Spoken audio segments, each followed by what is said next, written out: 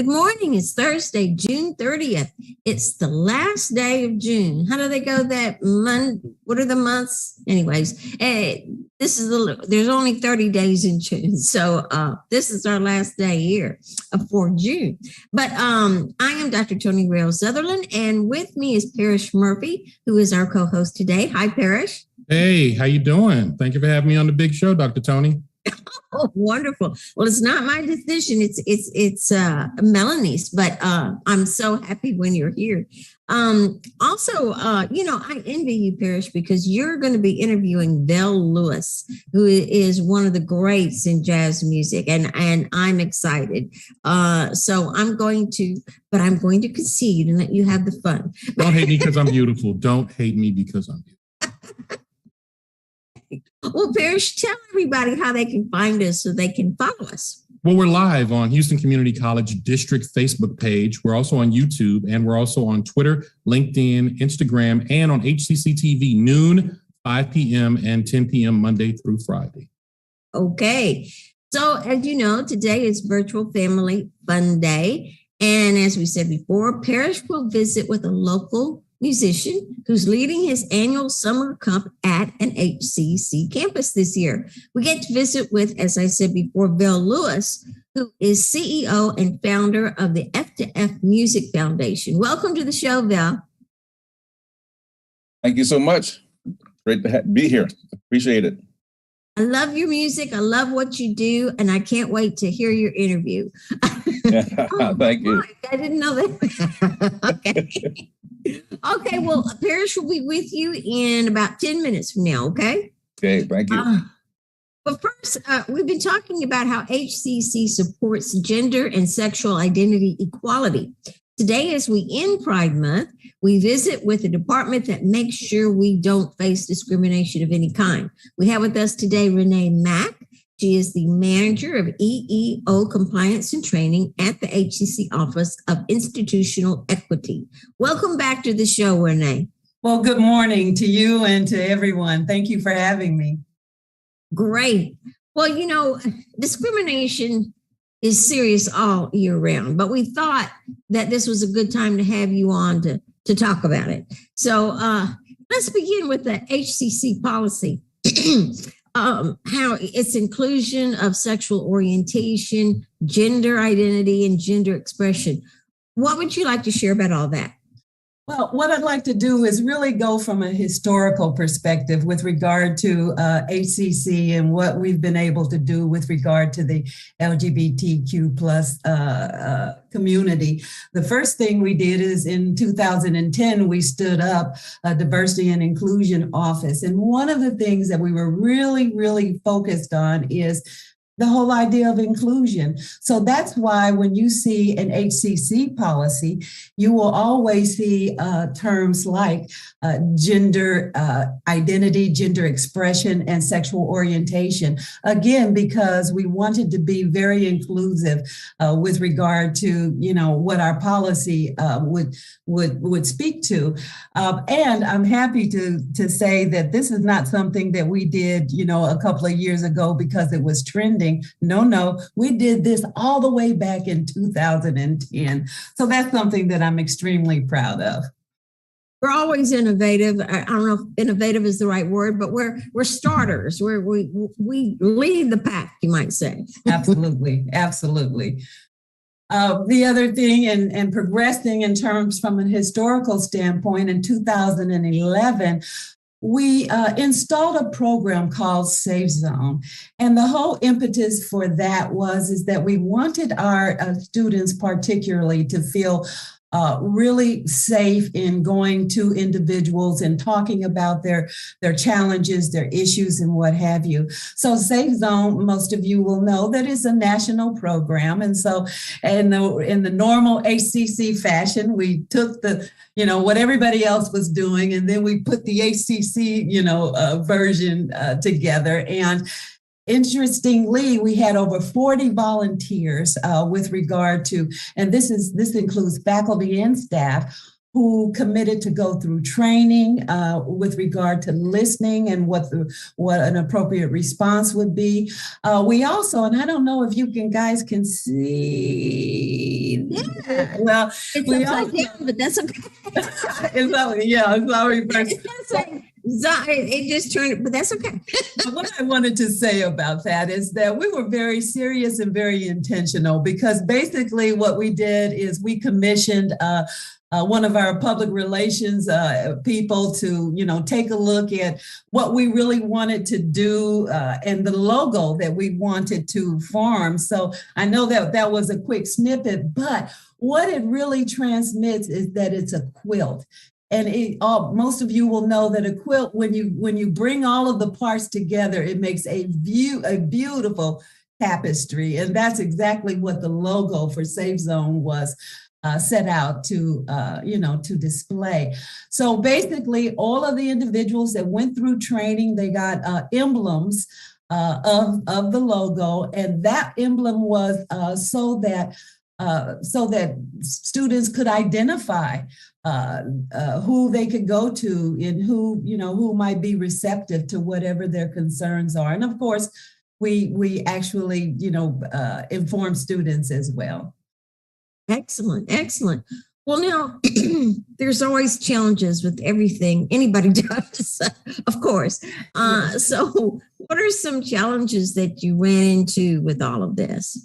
Indeed. One of the challenges is name change. For some of us, it should be a done deal. It should be really easy. But for individuals that are part of this demographic, it's a steep hill. And basically what was happening is that, first and foremost, what we did is we added preferred name to the enrollment papers and what have you. So your government name may be Paul, but your preferred name would be Paulette, for instance. And so, again, we wanted to give an opportunity for our students to be identified in the manner that that they wanted to be identified. So, of course, that also requires some education for faculty. I'll tell you a quick story. One time a faculty member said, Pauline, which is it? Ooh. Okay. So, we did have a little, some hiccups and what have you, but now faculty and staff, they all have that with regard to name. But the other thing that we really, really promote when we're talking about respectful, being respectful of this demographic is that we're strongly recommending, instead of just assuming what someone wants to be called Mr., Ms. Not everybody is a Mr. or Ms. And so our recommendation is from the very outset, ask, how would you like to be addressed? And that way, the student, you know exactly how the student, wants to be addressed. And from a respectful standpoint, that's fairly easy to do. So we're putting in, basically we keep our ear to the ground with regard to what we're hearing in terms of challenges, struggles, and things of that nature. And then we develop a practice or, a policy that will address that. Okay, very good. Well, anything in particular, any other challenges that have come about, some things that maybe faculty and staff need to be thinking about to prevent this? Or if you see something happening, what do you do? That kind of thing. Yeah. One of the things is, and this is another, one of the things that I have absolutely enjoyed at HCC is that we don't have to make stuff up in order to get a point over. So anything that I talk about is very, very real. So, we have sometimes what comes through is that perhaps a student will present as a male one day and as a female the next. And so, as you can well imagine, that just promotes a lot of crosstalk and what have you, between other students. And so the idea is that, well, the faculty member said, I think I know what I want to do, but let me just double check. We love it when faculty members, and staff members kind of have an idea, but they double check with us. And so in this case, the faculty member said, I just want to take that student aside and just ask them, tell them about how the the crosstalk and what have you. And I'm just going to see if they would be willing to pick one. So, I mean, we learned to have a poker face. So that's not the face that I gave when the faculty member said that. Okay. It's more like, yes, continue on. yeah. But here's the question for that faculty member and anybody else is, how does one present? How does that affect your ability to transfer information? Mm-hmm. It shouldn't, right? Right, Yeah. right. And if you're talking about the crosstalk and what have you, that's under the umbrella of classroom management. So those are the kinds of things that as we are going through and as we are alerted to some of the concerns, some of the issues, then those are the things that we fold into faculty and staff training, in order to make sure that everybody is sensitized to this demographic. Excellent. Well, Renee, real quick, I'm going to surprise you with this question. I know that you are getting ready to retire, right? In the fall? I hate that you're going to leave because you have a beautiful personality. I love you, but I'm kind of envious too that you're actually going to relax. Got any plans? Well, in 2 months and 1 day, not counting, but 2 months and 1 day, I shall retire. One of the things that I thought about is that I'm 70. Okay, so I need to be able to wake up and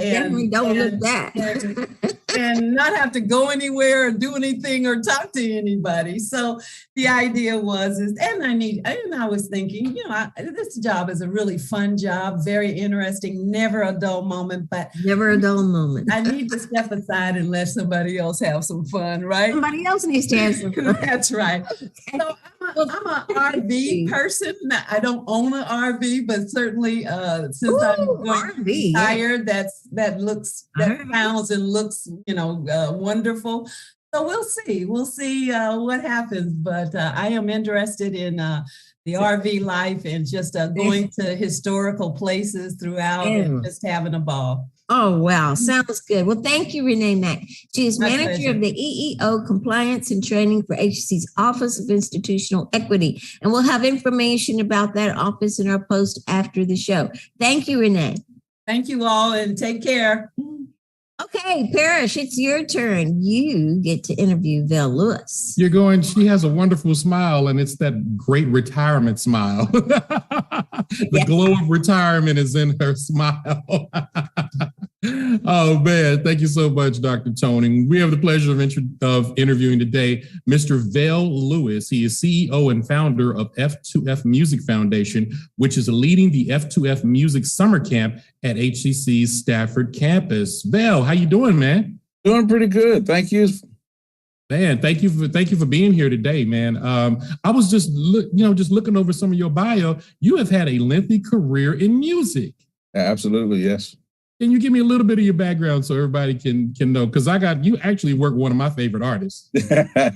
Well, guys, I started when I was probably 10 years old, and the first performance I did was at Expo 67 up in Montreal, Canada, and I was with the All Philadelphia Boys Choir then, and I had a solo performance that day we performed there with the small ensemble group, and I was singing first soprano then.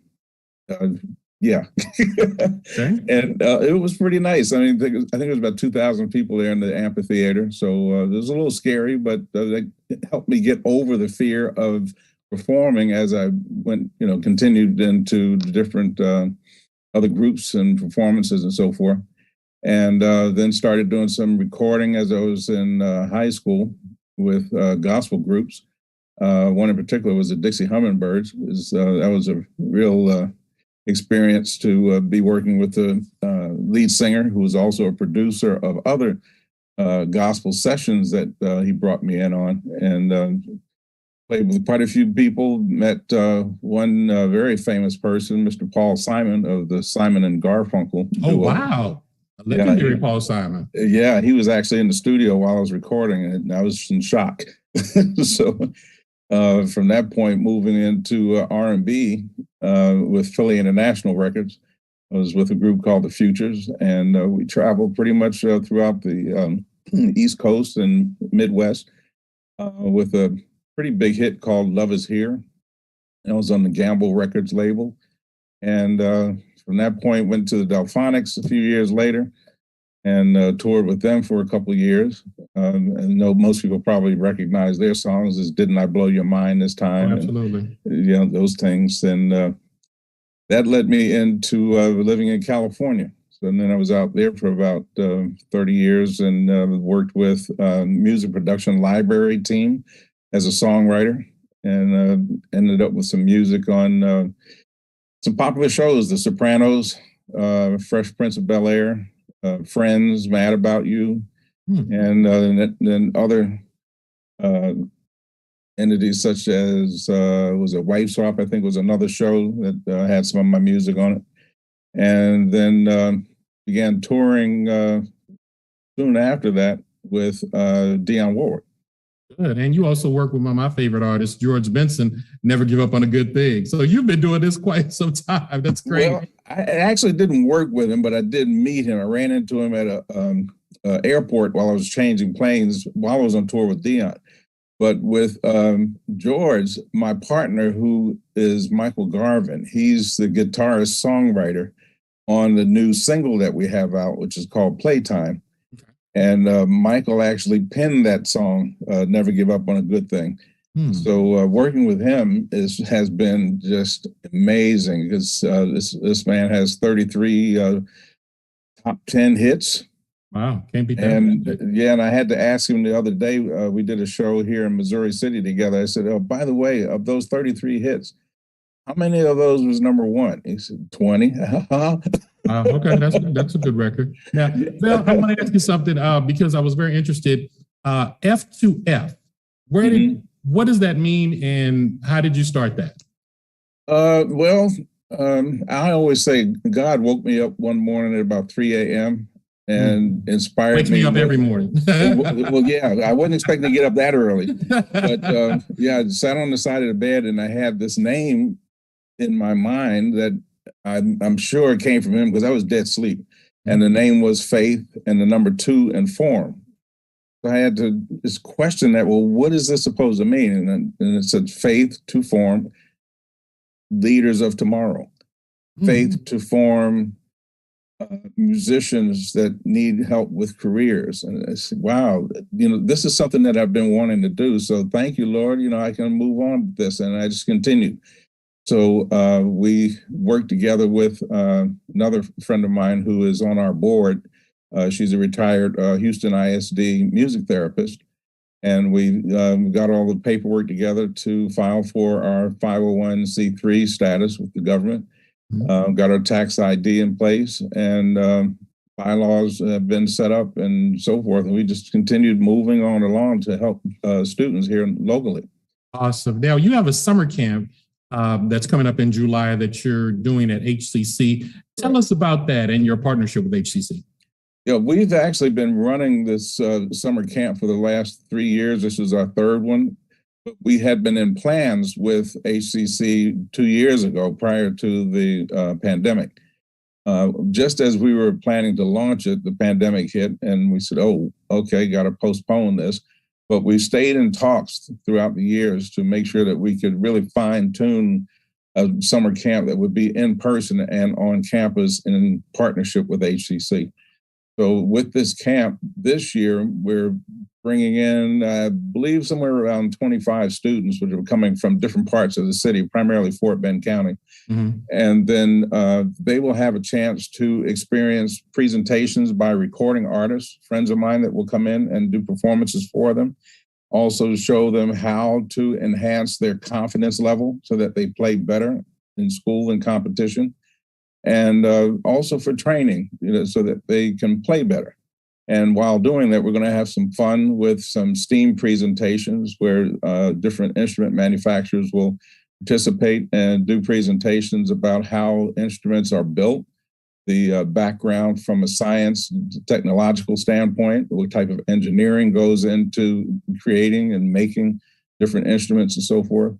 And they go off into different subjects, from audio visual to recording techniques and so forth. So we're giving the kids a really round experience. Right, you're running the whole gamut, seems like. That sounds really great. Now, yeah.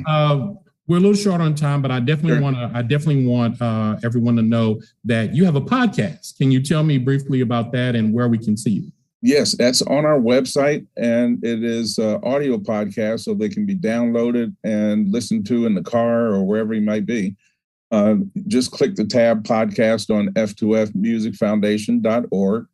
And we've recorded, I think, about 14 episodes right now. We're scheduled to do a few more in the next few weeks. And these are very informative podcasts for parents who have students who may have some questions about whether the students should continue with music. If so, how to go about it. And then we have some artists, guests who talk about their life stories and give some experience that way as well.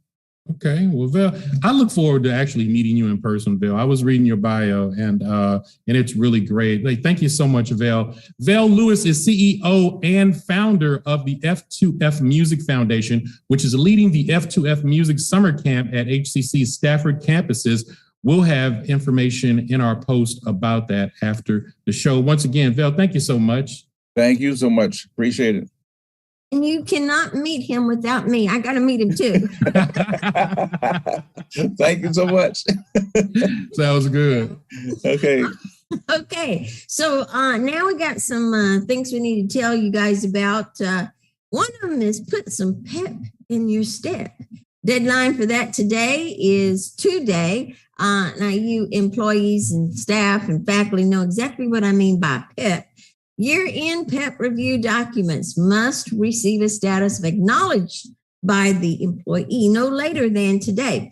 Your PEP documents without a status of acknowledgement will be completed by an automated process. So you don't want that to happen. You want to make sure that you get to actually read the document and not be surprised. So go ahead, and there's additional information at the My HCC's Performance Excellence Program, which is what PEP stands for. It has a PEP workflow process chart, as well as a PowerPoint document quick reference guide and step-by-step details to assist in completing the PEPs. Or contact your senior partner talent relations representative. Remember, the deadline is today, Thursday, June 30th, and we will have the links for all of those resources in our post after the show.